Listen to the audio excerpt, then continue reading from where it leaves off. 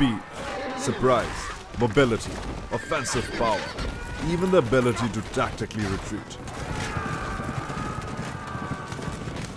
These are the tenets of the cavalry, the second oldest of the combat arms, and some contend the most glamorous among the soldiers of any army. Cavalrymen fighting from horseback, and today with tanks, were and are considered the warrior elite.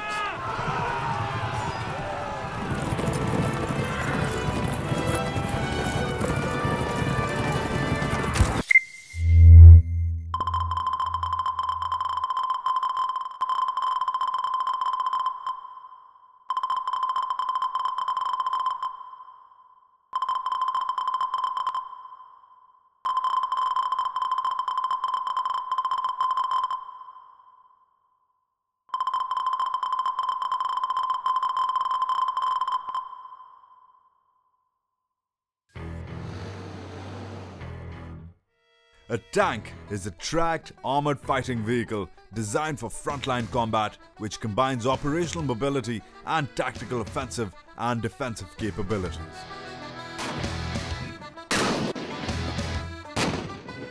Firepower is normally provided by a large caliber main gun in a rotating turret and secondary machine guns, while heavy armor and all-terrain mobility provide protection.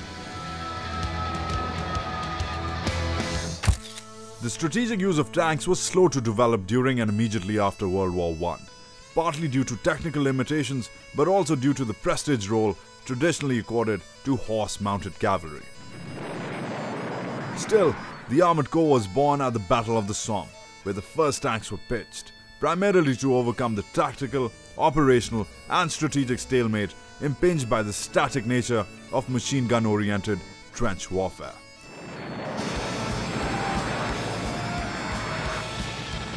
But it was in World War II where developments in both design and tactics produced important concepts of armored warfare which persist to this day. The Soviet Union introduced the T-34, one of the best tanks in service throughout the war and a forerunner to the main battle tank, which today is the backbone of all modern armies.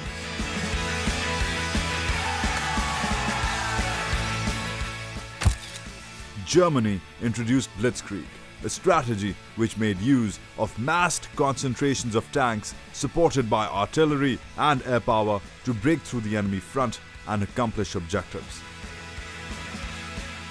The tank effectively changed the future of warfare.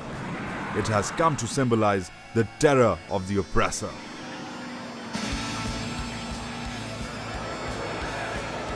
The glee of liberation and the grace of defeat.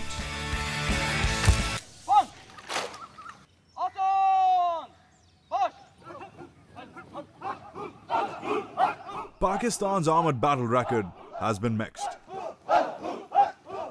Pakistan के 10 करोड़ अवाम जिनके दिल की धड़कन में ला इलाहा इल्लल्लाह मुहम्मद रसूलुल्लाह की सदा गूंज रही है, उस वक्त तक चैन से नहीं बैठेंगे जब तक दुश्मन की तोपे हमेशा के लिए खामोश न हो जाएं। हिंदुस्तानी हुक्मरान शायद अभी नहीं जानते कि उन्होंने किस कौम को ललकारा है। In the 1965 war, the army fielded several regiments in many pitched battles. But two battles which served as a yardstick of the Armoured Corps' abilities and inabilities are Chavinda and Khemkaran. Chavinda, which has the record of being the second biggest tank battle in history, in which outnumbered Pakistani tanks, mostly M47 and M48 patterns, repulsed attacking Indian forces in the Sialkot sector. Not expecting an attack, just one single Pakistani armoured regiment, the 25 Cavalry, managed to hold off the entire Indian 1st Armoured Division. In fact, Pakistan managed to regroup when its 6th Armoured Division counterattacked and drove the Indians back.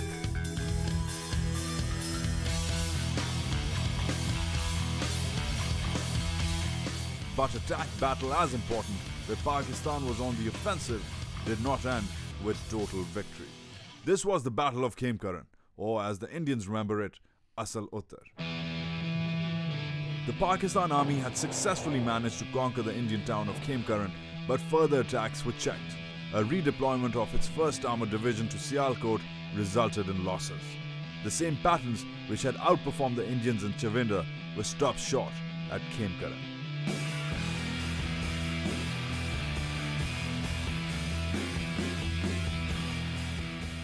In effect, both the Indian and Pakistani armies did not show any great facility in the use of armoured formations in offensive operations in the 65 war.